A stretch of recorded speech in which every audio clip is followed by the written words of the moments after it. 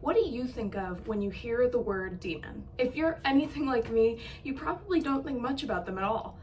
You see, demons are corrupt and hostile to both God and man, but we don't tend to talk about them a lot in church. They don't make a good children's story for Kids Kingdom, but demons are permanently set to oppose God. And although they do have power, that power is limited. Every interaction Jesus has with demons, they submit to him, not the other way around.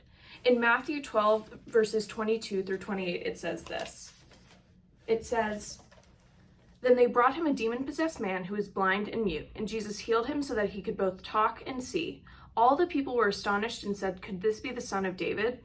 But when the Pharisees heard this, they said, 'It is only by Beelzebub, the prince of demons, that this fellow drives out demons.'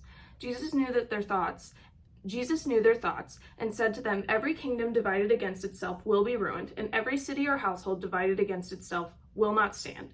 If Satan drives out Satan, he is divided against himself. How then can his kingdom stand? And if I drive out demons by Beelzebub, by whom do your people drive them out? So then they will be your judges. But if it is by the Spirit of God I drive them out, then the kingdom of God has come upon you.'" So here we see Jesus saying that he is driving out demons by the Spirit of God and not by anything else. So demons go against God, but they do not have power over God.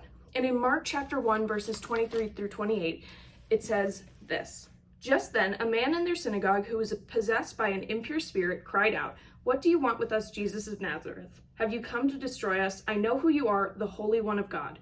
'Be quiet,' Jesus said sternly. 'Come out of him.' The impure spirit shook the man violently and came out of him with a shriek. The people were all so amazed that they said to each other, 'What is this? A new teaching and with authority. He even gives orders to impure spirits and they obey him.' News about him spread quickly over the whole region of Galilee." So God commands demons. Jesus has power over these demons, and he can tell them where to go and when to do it. In Luke 8, it says this, "When Jesus stepped ashore, he was met by a demon-possessed man from the town. For a long time, this man had not worn clothes or lived in a house, but had lived in the tombs. When he saw Jesus, he cried out and fell at his feet, shouting at the top of his voice, 'What do you want with me, Jesus, Son of the Most High God? I beg you, don't torture me.' For Jesus had commanded the impure spirit to come out of the man. Many times it had seized him, and though he was chained hand and foot and kept under guard, he had broken his chains and had been driven by the demons into solitary places. Jesus asked him, 'What is your name?' 'Legion,' he replied, because many demons had gone into him, and they begged Jesus repeatedly not to order them to go into the abyss. A large herd of pigs was feeding there on the hillside. The demons begged Jesus to let them go into the pigs, and he gave them permission. When the demons came out of the man, they went into the pigs, and the herd rushed down the steep bank into the lake and was drowned." So, not only does Jesus have power to drive out like one or two demons, he has the power to drive out many demons. So no amount of evil is a match for God, because demons aren't equal to God. They're underneath him. They're evil and can't coexist with him. So we know that demons are still under God's authority. Although they're hostile to God, they can't overcome him. And that's great news for us because we know in the end that God wins. You see, what C.S. Lewis says about demons is this.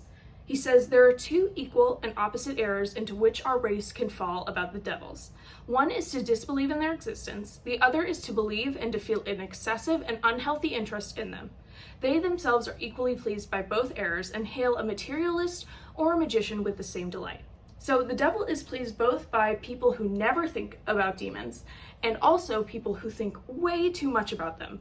So we have to be mindful of demons and not ignore them completely, but not be so obsessed with them that we forget that ultimately they are under God's authority.